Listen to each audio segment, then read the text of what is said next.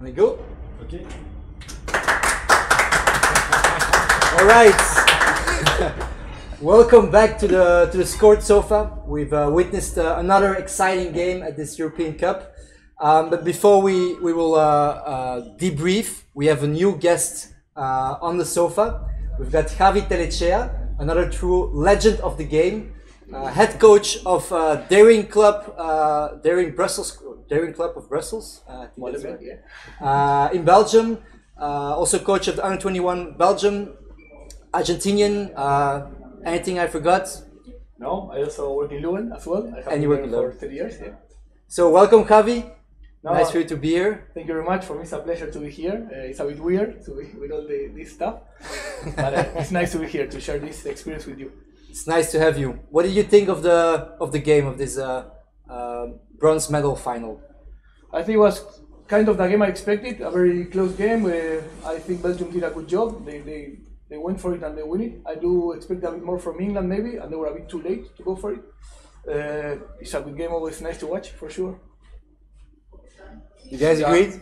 I don't know, I was really surprised. I think Toby, we agreed on this during the game. We were really surprised about the ball possession and the circle entries and the amount of penalty corners, because I thought it was going to be an all offensive Belgium game today, but it was actually quite the opposite. The Belgium team was the most efficient team, I think, and England had actually the most opportunities, or the most circle entries in the possession. They had a little bit more control of the game. I don't know. It didn't seem like to be that kind of game. It didn't feel like, but in halftime we saw the stats and it was really surprising. Like they actually had one circle entry more, they had more PCs, they had more ball possession, which while watching the game it didn't feel like.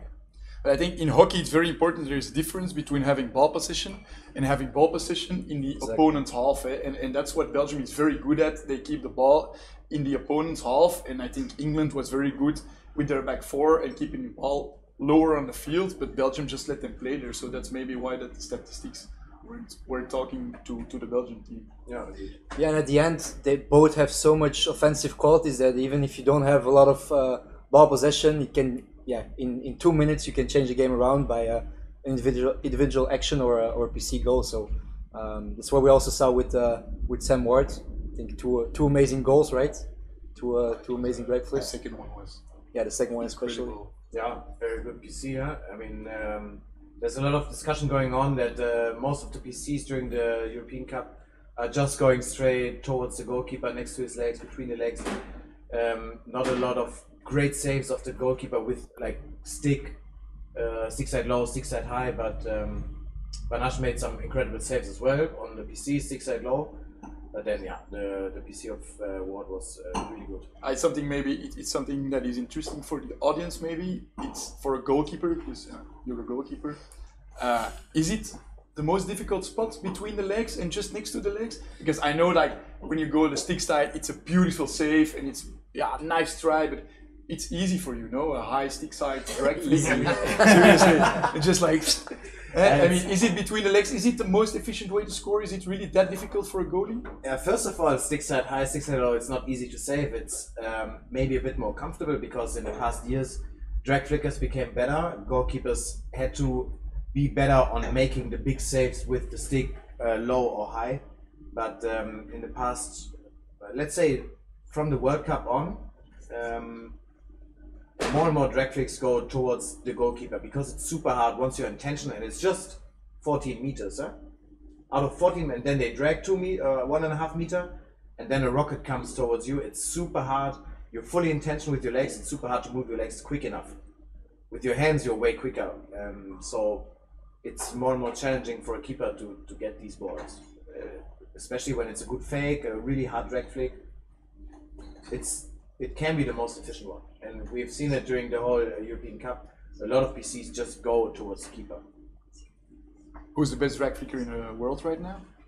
I think still Payet, although he's not playing international hockey, it's still him for sure. I do think that in the last couple of years the PCD evolved so much that before you could, as a drag flicker, you could try to go anywhere, and then for the goal it was too big, the goal. Now the PCD has evolved so much that the goalkeeper has to take care of a smaller space. You know, okay, this is my side. If it's there, it's the runner or the lineman, whatever. So now the flickers are adapting to that as well. And I do think, of course, that between the legs, it really depends on the kind of goalie you are. I'm a coach, so I'm always studying, okay, let's see this goalie, his center of balance is really low, so maybe you can go between the legs because he will take more time to go to close the legs. So it's depending every kind of goalkeeper, of course, where's their weak spot. It's a lot of analysis behind it. And I'm sure when you see a player going between the legs, it's not that it was not a good flick, but they really study, okay, I really think he will not be quick enough to do it, and they go for it.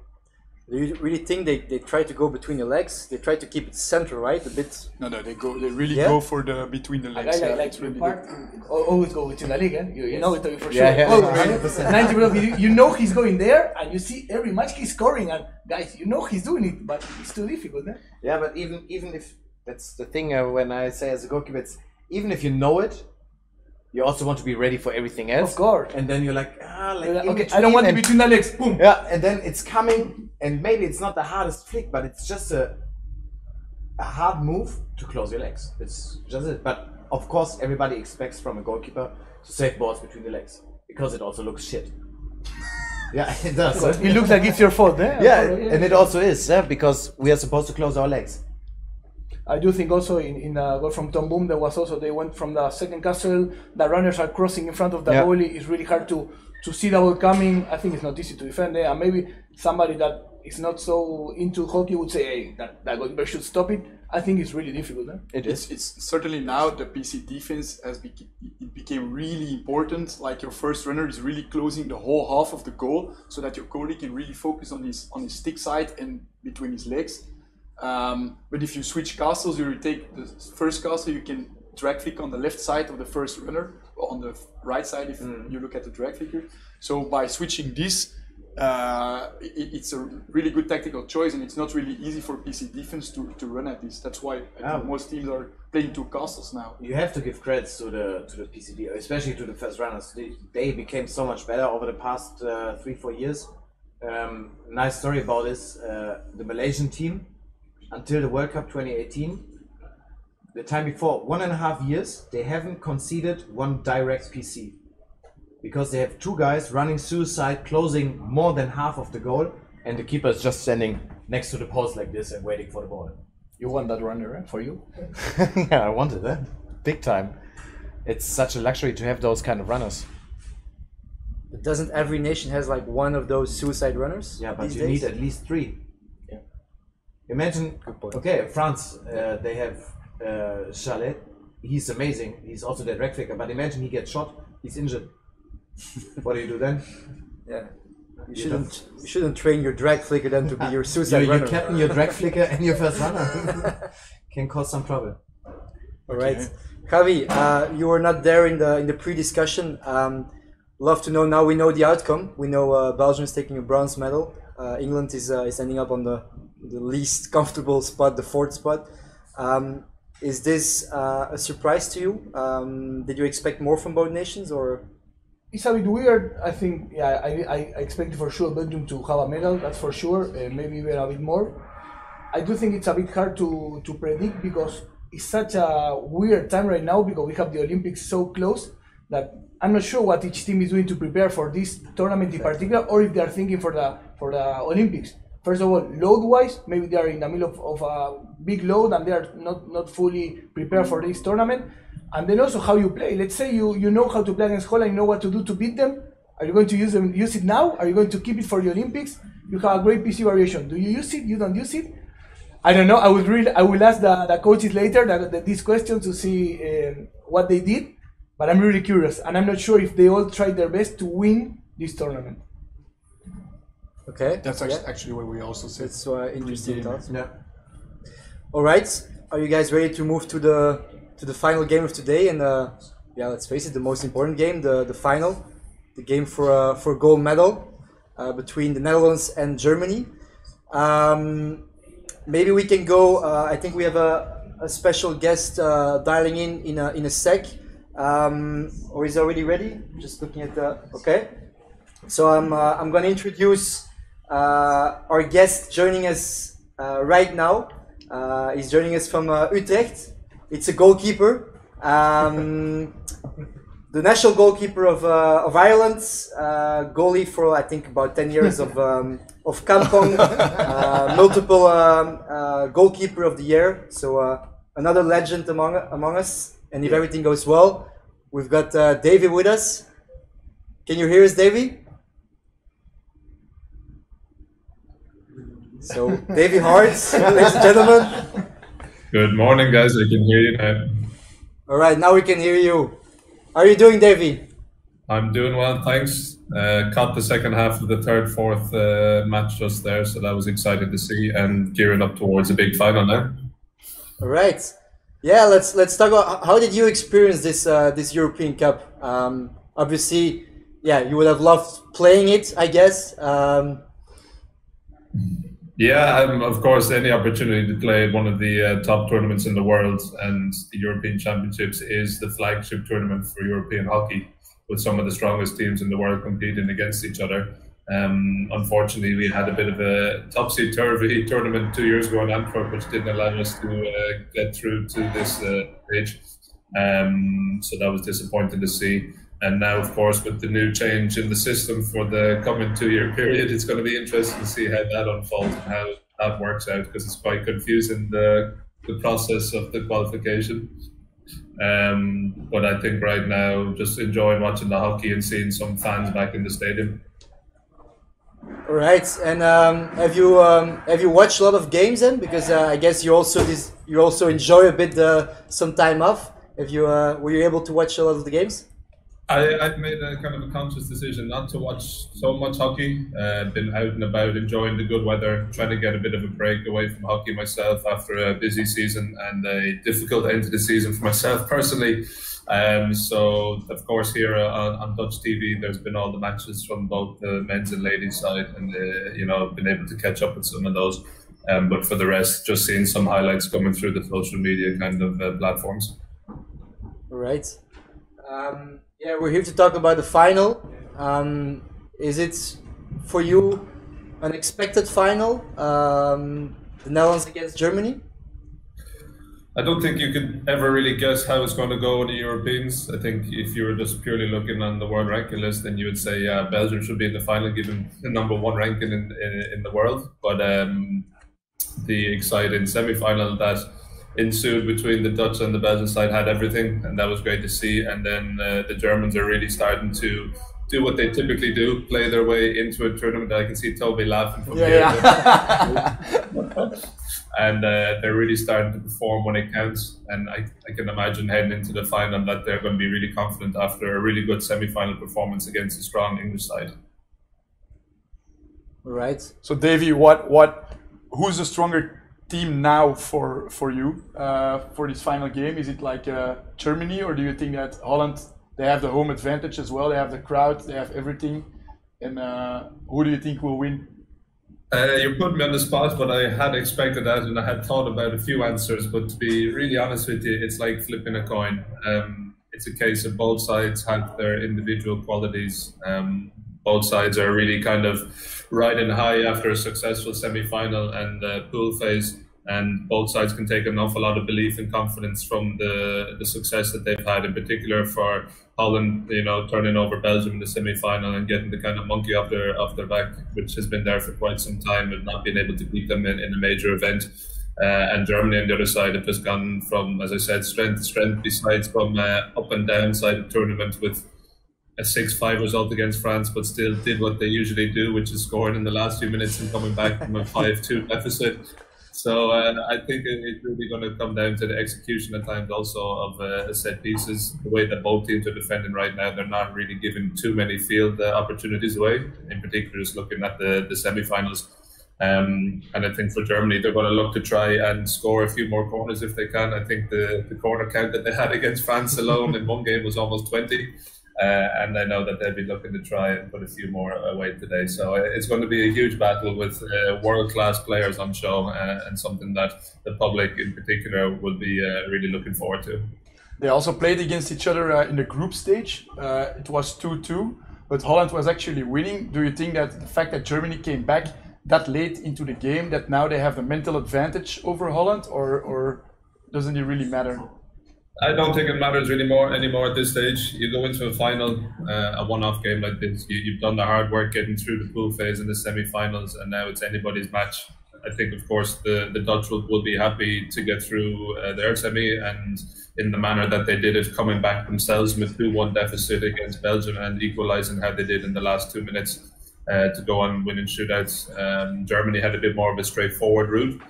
So I'll be curious to see if the Dutch obviously can pick themselves up and repeat the same performance that they had against Belgium. Of course, when you have such a high and an incredible sense of euphoria after winning that, you saw what it meant to them, how they celebrated after the shootouts. It's always difficult to try and peak on numerous times throughout the tournament.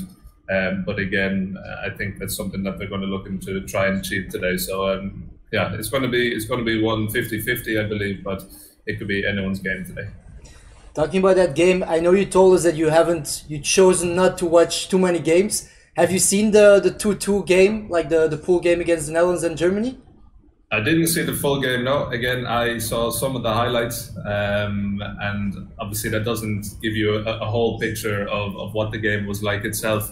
But my understanding and, reading some reports and things like that was that the Netherlands actually had a lot of control over that match. I think the word dominated was actually used, which is unheard of sometimes when they play against Germany.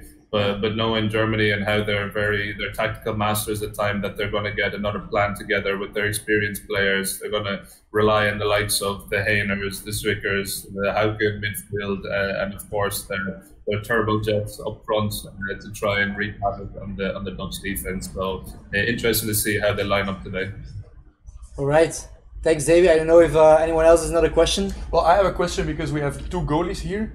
I don't know if you know what Primus Black did during the game in the group stage, but is that something as a goalie you can just lose it, or because for me it was a very big mistake? Have you seen it, Davey, or in the highlights? Yeah, I saw it. Yeah, it was quite a talked about point in the game here in the Netherlands, as you can imagine. So it was quite highlighted across all platforms. He was impressive, huh? He was unbeatable for the whole game, and then that happened. So it's something like you can't understand it, but yeah, it's a reflex, I guess. Yeah, it'd be interesting to see what Toby thinks first.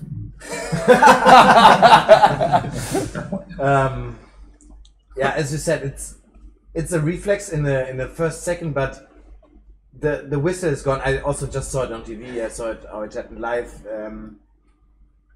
and also after the game, he confirmed it's his mistake. It should never happen. Maybe in the heat of the game and fully under pressure, Germany was pressing super high and super hard. They were coming. Sometimes, as a keeper, you have those situations where you don't think. I thought that was always the case. And yeah, there was just an error. We talked about this before. Also, field players, they make mistakes. It was just a mistake, maybe a slightly stupid mistake during the wrong time, but during the whole game he proved how good his performance was, and also afterwards he played an incredibly good tournament, and he deserved to be man of the match for a few games. So yeah, it's unlucky that it's 2 minutes before the end, and this gives Germany the chance to bounce back from their point of view.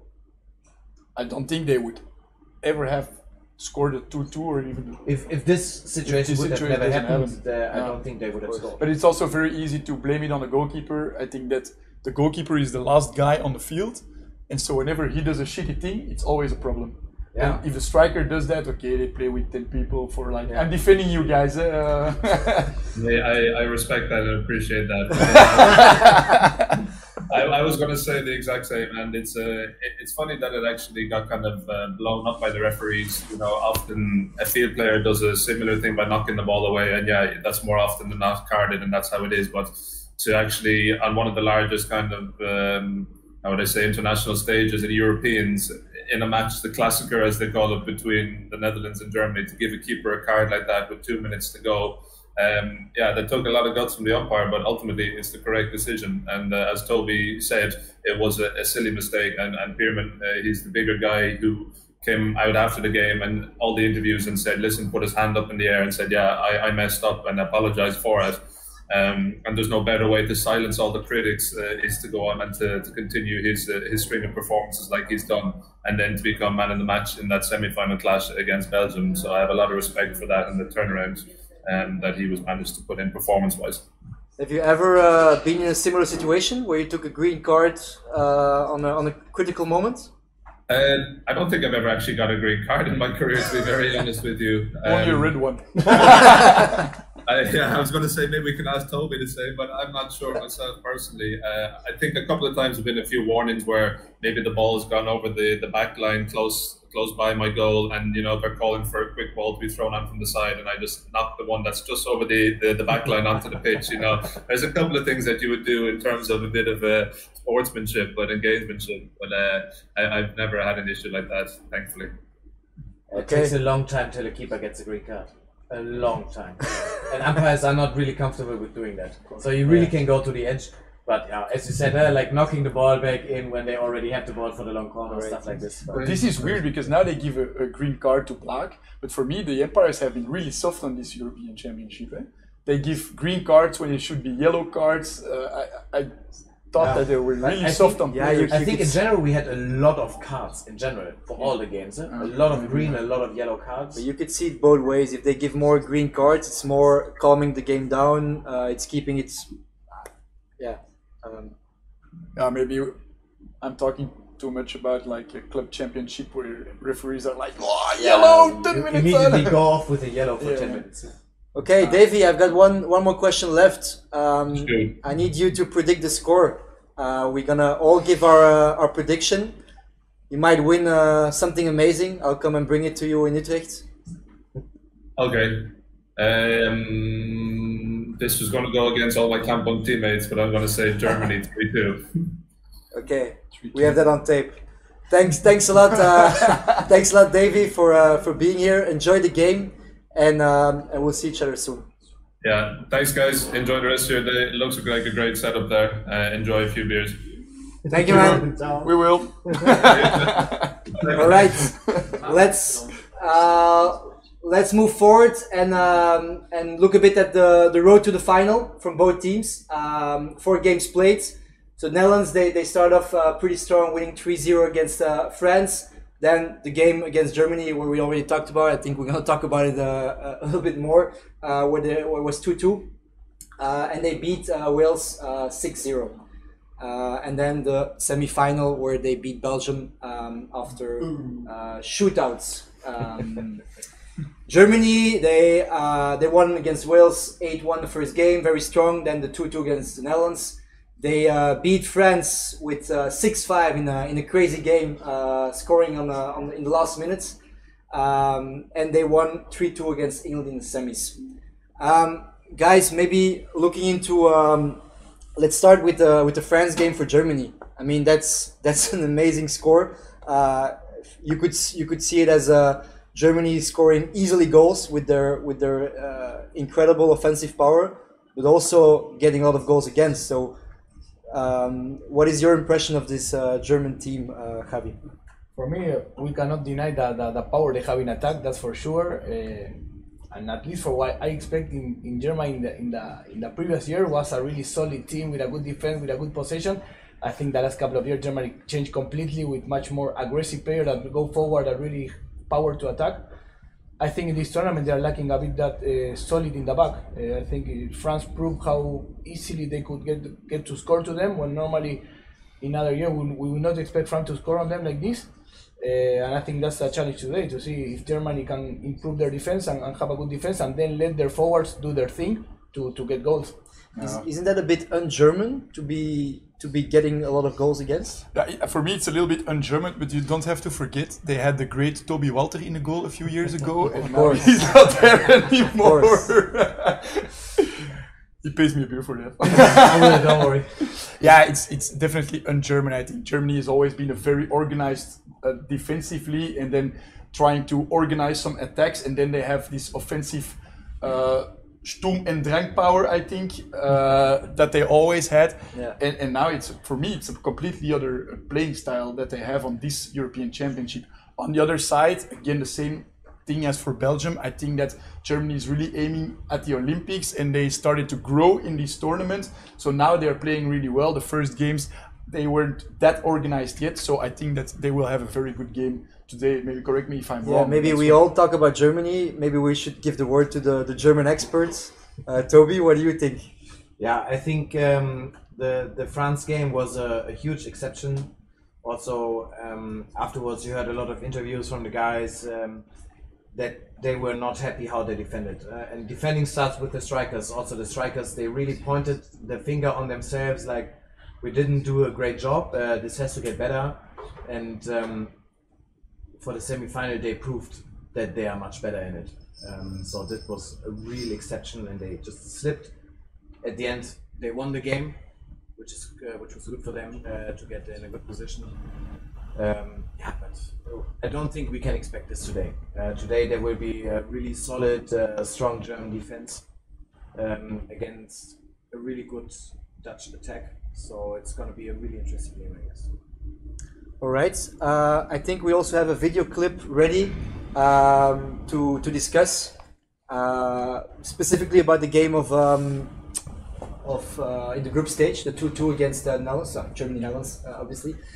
We have a clip of what happened late in the game. We already discussed it.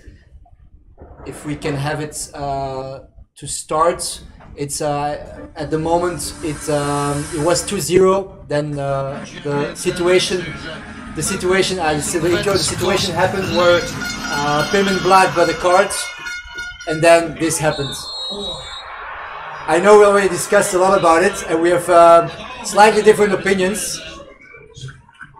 Javi. For me, nothing. I was there. I went to the toilet at that moment. It's the worst possible moment.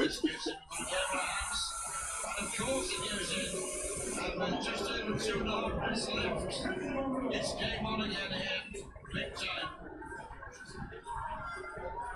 1 minute and 18 seconds. Now it comes. Oh, would you believe it? So this is what makes hockey so amazing. I mean, Holland were dominating, and then something happens, and everything changed in 5 minutes. But for you, Javi, there was no stroke. For me, it was no stroke, no PC, nothing. Not even a PC. I'm Argentinian. I come from the Argentinian football that we like to act and exaggerate a lot. I think one thing, if they're pushing you, you're falling, maybe you can give a PC, but he's jumping. So it's a bit, for me, it's an overreaction. I would not even give a PC. Comida del arte. I think if you give the PC, okay, I give the PC, it's fair enough. Never a stroke, never. Toby, you agree? Yeah, it's 50-50. Like, if you see the full game, it's 2 minutes to go, just before you had the green card for Black. Emotions. This happened. It's a reward PC. Yeah, they had a PC before. I think they stopped. Yeah. It's a reward, of course. As a striker, you're trying to get as much as possible out of it. As a defender, you try to be on the edge. Maybe Balk was a bit too aggressive. Maybe Rühr failed, but it's a huge 50-50. Does it play a role in the mind of the umpire that there is no goalkeeper in the on the line? For me, 100%, because first they try to flick, the runner got it, okay, they go again. I would never do a variation when there's not a goalkeeper, that's a personal thing. But I think the fact that there's no goalkeeper, you expect the player to go more aggressive so the ball doesn't go to a goal. So maybe that's why I say he's trying to stop so they don't flick, so that's why I give it. Then another thing is that you prefer a PC with no goalie or a stroke with a goalie? It's another question maybe. I think I prefer the PC anyway. But yeah, still for me there's nothing there. Okay. I think it was a penalty corner, not a stroke. Penalty corner, nobody will complain, we go again. It is a fault. But if you make a fault and there is no goalie, then it's a stroke. Why? What does the goalie have to do with the kind of he was fault not you going. make? He was not going to flick on goal. He was on his back. If you're going to go on goal and you stop him, okay. He was on his back. Not going If you have no goalie and you put the ball on the foot of somebody in a circle, it's not a stroke because there is no goalie. Because of the fall, he couldn't play towards the goal. I don't think. He was on his back. For me, that's the difference there. For me, it's the same. Yeah, it's a penalty corner. It's not a stroke. It was a little bit harsh on the Dutch team, I think, but okay. Let's agree to disagree on this one. And let's go to Holland. No, wait. And the funny thing happened actually afterwards. when Germany entered the circle, Yeah. they asked for a video for a stroke where they actually got a PC. The video umpire said it's a stroke, but then was overruled by the umpire on the field, which just resulted in a PC, which they scored at the end. Is that legal? I don't know. I don't know what the rules say. I don't know if you can overrule a video umpire. No idea. That's something in football they do it, but I didn't know that in hockey. But in I football, thought it was in football they go and they look the screen Yeah. and they have the final decision.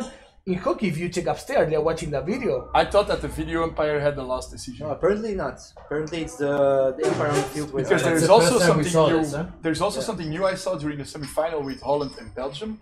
Holland at a certain moment they asked for the video umpire during the game, but they watched the replay already on the big screen. But normally when the replay is gone, you cannot ask for the video umpire anymore because there is a certain amount of time that you can get to. That is, but I thought that was the rule. But then it was like, okay, 10 seconds, and then the replay comes, and they watch the replay, and then they ask for the video umpire. Belgium was not happy about that, and they won it. And that's something I don't really understand. It's the first time I've seen it. That should not happen It normally. should not happen at all. So sometimes it's also unclear for me because sometimes they actually listen to the question, the video umpire, and sometimes they just say it's a foul, it's not a foul. Yeah. So it's not 100% clear. There's a team asking, there was a foot, and I say, no foot, but there was a back stick. So, okay, Yeah. no, they asked for a foot, sorry. But yesterday in one of the, honestly I don't remember the game anymore, but they asked for was there a foot? And the video umpire said no, there was no foot, but there was a back stick, so it's still PC, but you keep your referral. Because you were right that it was not a foot, so it's still a bit special and yeah. I mean, in general, we can be happy that the video referral is working that well in hockey. If you see football, for example, it's terrible. Yeah. It's terrible. You wait. You have already the third action after after what happened, and then a guy calls you. The umpire is like, you should watch it. This again. It happened 25 seconds ago. I fully agree. Hey, in Germany, sorry, in hockey. oh yeah, this guy. In hockey, you just say, okay, there was something, I want to review it, and that's by the team. If you're right, you keep it. If you lose it, bad luck. Let's stop talking about referees, maybe. Yeah, they're very important. But let's start talking about hockey. all the quality we'll see on the pitch, and let's talk about the Netherlands. We have another video, a piece of the same game that we watched. An incredible action by a very talented player, Sander de Wijn. I think we all saw that action, and this is a proof of the quality that we can expect from the Netherlands. I think this is just the action before. It's the first goal. It's a lovely step on chance. Oh, well, it wasn't the finish that they were looking for certainly the net. But on the end, But this pass, other than that, I really would have expected. Now, what about this? Well, the man was right. I mean, you're outletting and you're 2-on-1 on the goalie. Yeah, this is something which will not happen today. That for me, the pass is amazing, but It's not what the are the best defenders defense. doing? The whole Like, midfield is open. if this pass, okay, for sure there's an amazing pass, there's an amazing action from the Vine, it's great from him, but with an organized defense this cannot happen. This is number one, protect that line, So yes, he found it, he did it, he executed, amazing from him, but for me the main point here is the German defense. Yeah, this will never happen again. Not that you can play a cross pass through the whole German line, to the whole team. It's not gonna happen today. It's as you said, perfect pass. You saw Perfectly it, you executed perfect speed, everything. But you should not allow a cross pass. Never ever. And this is for me the most dangerous part of the Dutch team is they can all do this. They can all. Exactly. They are. For me, this is the complete. They are two completely opposite teams, and that's what makes it so interesting. The German team is it's a team mind. They are a team. They communicate a lot. They are structured. They are very dangerous as a team. Okay, they have great players. They have great But individuals. the Dutch team, they're very individual. A lot of dribbles, a lot of crazy passes, and if everything matches for the Dutch team, they are really dangerous and maybe the best team in the world. But when it starts to crumble a little bit, they can fall like a pudding into. How do you say that? You know what I mean? That's why for me it's so unpredictable. We cannot predict what will happen, because really it's team that really depends on situations. In one situation like this can change the whole game. And I agree that the Dutch players are really skillful individually. But I would put it more when they connect 2 or 3 players together, they can beat the whole defense. 2 guys, 3 guys running together, combining, they can beat the whole defense.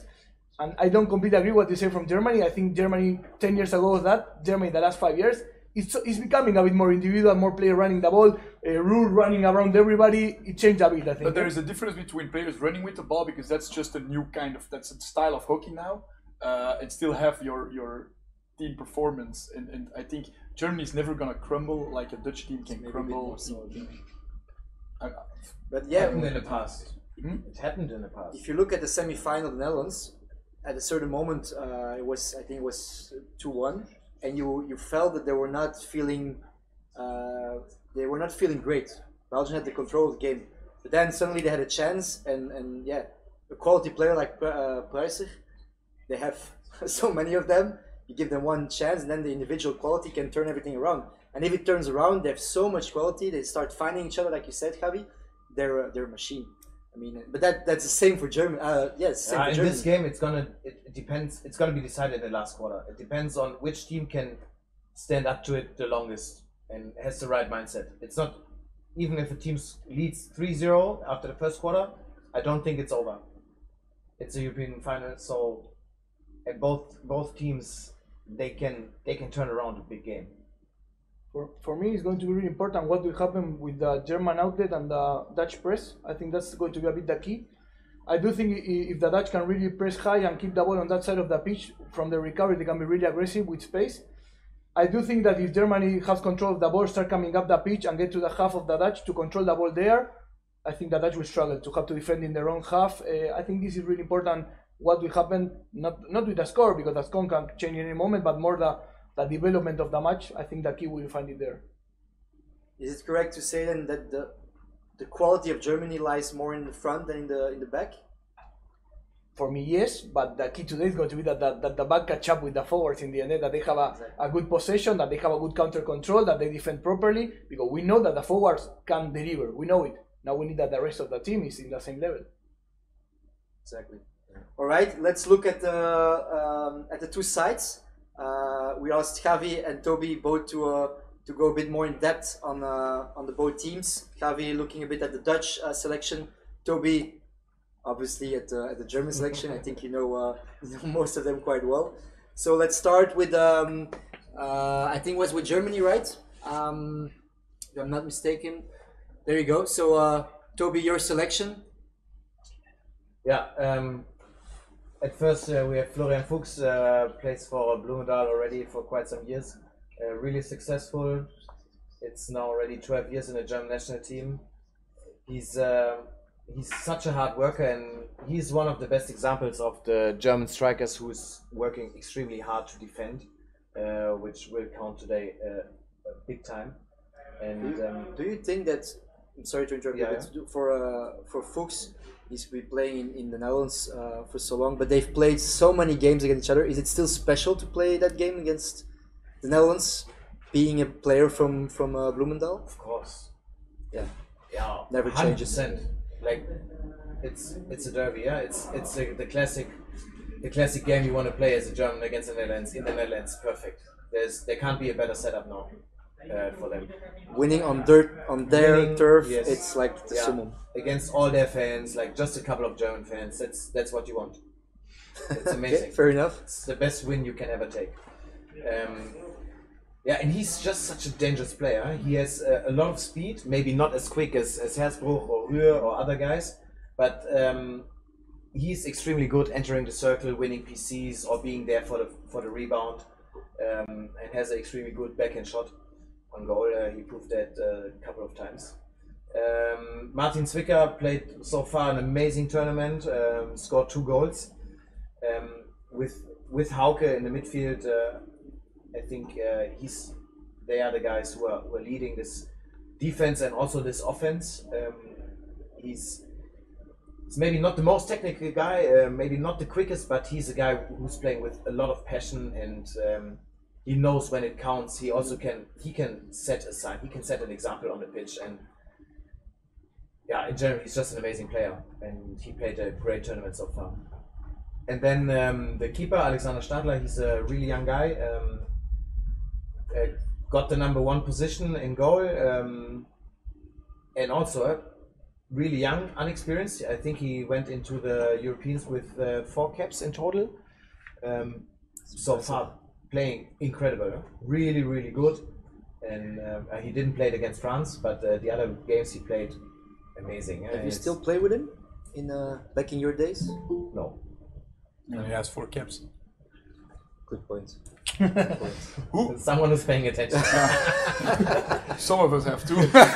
Thanks, Tim. No, he's really, really good job, and I'm really happy for him with 21 years, 22 years playing Europeans, 5th cap, 6th cap, big game ahead, straight to final. It's amazing. Huh? Who's your favorite former teammate? Tobi Hauke, obviously, because I played with him for a couple of years. Amazing guy, and the most contact there with Fuchs and also Benefuk, defender. Okay, guys, I'll need to interrupt you shortly because we're gonna go to our next guest. It's a guy that obviously will be talking a bit about the Netherlands. It's a legend of the Dutch hockey. I think about 300 caps, a bit more. You can correct me afterwards. Currently coach of Oranje Rood in the Netherlands. So if everything goes well, we have Robert with us. If you can hear us, Robert van der Horst. Yes, I can hear you. Perfectly, cool. Thanks for being here. Thanks for inviting me. Really honored. Thank you. So have you been watching the first game this morning already, or just looking forward to the second game? Well, really looking forward to the final, obviously. Checked in with the game against Netherlands and Belgium as well. Unfortunately, couldn't make it this morning. I didn't expect it was that early. And noticing for you guys that I have 2 small children which are playing hockey as well, and they need to play games back home. So I was busy being a father this morning. Are they talented like you, Robert? To be honest, the oldest, no. She likes everything around the game, but when the game starts, it's no fun for her.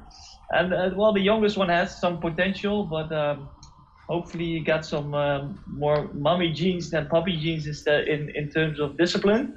But the talented wise, it's alright. So remember, the oldest one will be for the 3rd time. And then Which is a quality as well, right?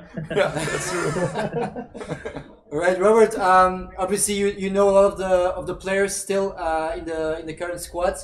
How have you been experiencing the Dutch team? How do you think they've been performing so far in the tournaments? I think they're in the right position at the moment. I don't think they're playing really good hockey at the moment, but they're really solid. I saw the game 2 weeks before against Belgium, that Pro League game, which they were like really on timing. Everything was really well connected, and they won that game pretty good. And I think that gave them a really good boost that they were on the right track, and they are really preparing them well for the European Cup. Looking over the pool phase, they had some trouble against Germany. Obviously, they didn't play that good that game, but still they were hanging in there. Could manage to have the draw in the end. Unfortunately, only a draw would be more. Looking over the semi-final against Belgium, a little bit the same feeling. Well, I think the Belgians were better than them, more controlled on the ball. They couldn't hold the ball that long for themselves. But hey, still, I remember that short fight between De Wijn and Van Doren, which gave the team a little bit of extra of emotional boost, and that brought them over towards a different mindset to make it work. And then, and per mistakes of Belgium and quality of the Dutch team, it made them 2-2. And that's I think a nice step for this team now, that with the quality of play isn't always there, they still can make their results. And this is something which is good, and they really improved that. Team's getting older as well, so there's a lot of experience in now. So I think they're in the right motion now to see if they can get the European Cup. And how important do you think that win over Belgium in the semis was towards the Olympic Games? Do you feel it's like a very important step, or in the confidence towards the Olympic Games? It's tricky, eh? It's tricky. In this phase, in 40 days the Olympics will start. Yes, we are saying there are 2 big tournaments in the summer, but as I look and hear about the Belgians, they are really preparing towards the Olympics. It's more important than the European Cup. The Dutch have their European Cup in their own country. Hey, you want to win it for sure. If you win it, you think, okay, we are on the right direction, but it also can give a vibe of we are good and it will be good, we settle. If you don't win it, you think, hey, shit, there's still a lot to improve and we need to get better to make sure we'll make the best out of our Olympics and win there. So it's tricky. It's tricky. In the beginning of the tournament, I said to friends of mine, like, I don't think the winner of the European Cup will be Olympic champion. But yeah, it's sport. Everything can happen. But just in this state of mind, like, where are you after European Cup going into your final preparation towards the Olympics? Is tricky. Yeah, I completely agree. It's what we said this morning. Yeah, we thought as well. For a team now, the best thing to do to prepare for the Olympics is actually don't win the European Cup. So yeah, it's weird to say, but yeah, but you can't play that tournament in that way. So you want to win every game. But yeah, I see what you mean. And yeah, what are your thoughts about Germany so far? I know if you've seen a couple of their games. Yeah. Plus and min, always Germany is always a dangerous side. They have a lot of good strikers, a lot of quality up front. I don't think they're defensively that strong as before, but I also think there is still a lot of progress for them to win, and their fighting spirit is crazy at the moment. If you see how they come back in games, how they fight themselves back in towards the games, and also show the world and the people around them how hard they can fight and how hard they can cheer about coming back towards how do you say it, from coming behind. It's really inspiring to see. The game against England, they were straight on it from the front foot in the beginning, which gave them the right step, I believe. They always had to chase the whole tournament, and now they were in the first phase of just being in front. So yeah, that's a positive one for them. So I think it will be a close game. I saw the games during Pro League. What's that? 2 months ago in Amsterdam, the Netherlands against Germany, and Germany was better than the Netherlands, and they won it twice deserved. And now, the full game, they should have lost it, but about their fighting spirit, like I mentioned before, it's something you can underestimate it. So I think it will be a really close game today. Let's see. Guys, any more questions for our guest, for Robert? Yeah, I have one. I'm just curious, who's your favorite player in the Dutch national team for the moment? That's a hard question because I all know them so well. Just looking over 2 players, to be honest, I think Kemperman's playing a really good tournament. I don't think he was really good during semi-final, but in the pool phase he was really, really important for the team. His quality is really higher than I've seen him before, actually. So I think he's in the right fight. And the story of Sander de Wijn is still amazing. The way he got his injury and fought back to it. I think he's a really, really good guy in his team. And I hope for the Dutch team that he won't get injured, because I do think that they will have a problem then. So those are my 2 players where I think they can make the difference for the team in this moment. Okay, and maybe a last one. And to be honest, I actually have 3. This guy, Cherry Bringman. He is, I think, one of the best and the most underestimated player in the team. He's everywhere in assist and goal scoring. He's in his pressing lines, really, really important for the team. He brings a lot of energy in the between duels. So the ball's loose, who's there first? It's always Bringman. So I think he will be in the future one of the best players for the Netherlands for sure. So that was the last guy I wanted to mention it for the future as well. Yeah, he's a player who stays under the radar, but he's a critical player for the Dutch team. For the future, for sure. Is he still that young? It seems like he's been there for ages. How old is he, Bringman? Well, it was his father before, who played the Dutch. So maybe I remember I played with him. He was then 17 or something, and that's like 7 years ago. I don't know. So he probably will be around 23, 24, I believe. So. He was older. So his years will come. And what do you think the score will be? Little pronostic. Depends on who scores first. Yeah, no, that's not If how it Germany- happens. That's not how it works. If Germany scores first, it will be 1-1. If the Dutch scores first, it will be 3-1 for the Dutch. That's what I think. Okay, Yeah, but so that's I not see how a- a pronostic works. I You see a need to- little advantage for the Dutch team. Okay, so 3-1 for the Dutch. Yeah, Okay. fair enough. Thanks a lot, Robert, and good luck. No worries, guys. Thanks for having me, and have a good one. Thank you. Bye-bye. Thanks a lot. All right. So that was Robert van der Horst.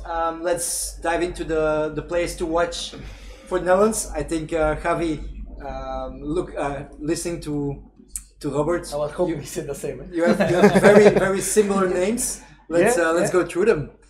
If we can go to the Dutch players. Yeah, for me it was really difficult to pick three, to be honest. You asked me and I was like, okay, three, how I choose? I think Sander, the one for sure, I think is key for them.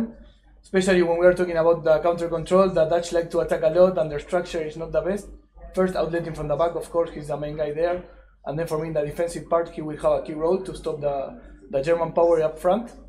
I think Kemperman, yeah, Rob said it there. Kemperman I love him as a player. In the semi-final, he was not good, that's true. But I think he's a guy that in any moment can create something out of nowhere that will finish in a great attack. And I could say any of the midfielders from Holland, to be honest. Backer, I could say. I could also say Van As, they are all really strong. And I finish with Jeroen Herzberger because I do think that he's really good player, but also he's a guy that in the important moment he will be the one to appear. So I really believe that today he will have a special good game. Or at least I think if he has it, it will be really important for the Dutch team.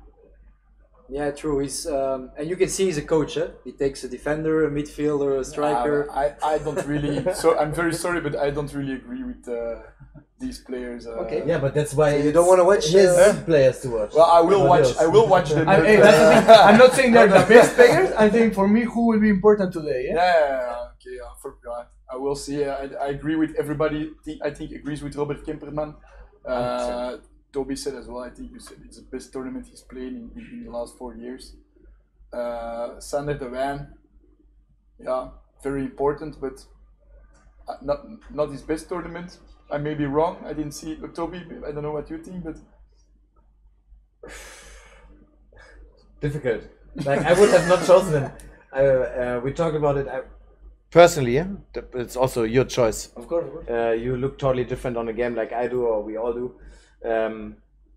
Besides this small mistake, I would also put Pirmin Blaak. He's playing an outstanding tournament. but you're a goalie. You always put. I've seen in every game you've put the goalies. Yeah, not in England, but I mentioned him. You mentioned him anyway, and I would put Van As on there. Yeah, Panas.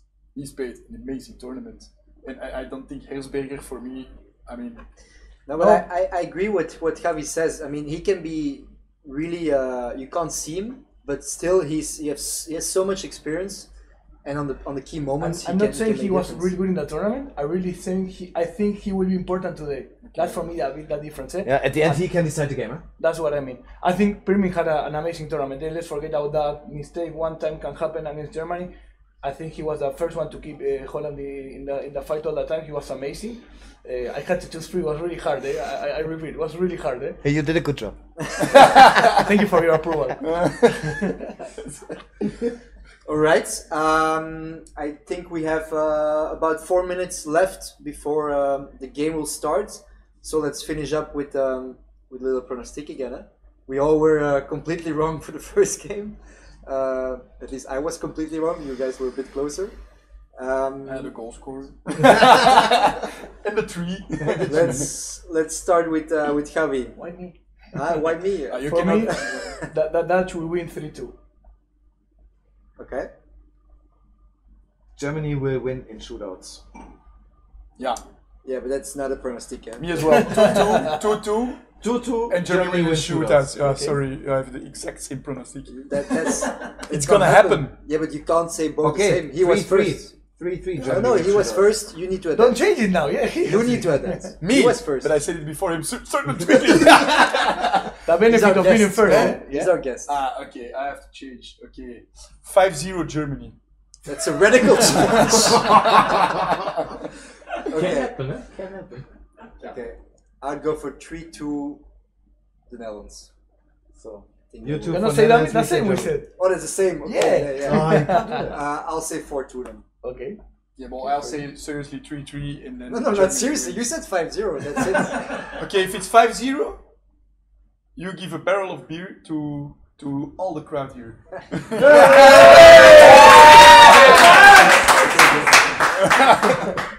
From All right. Germany.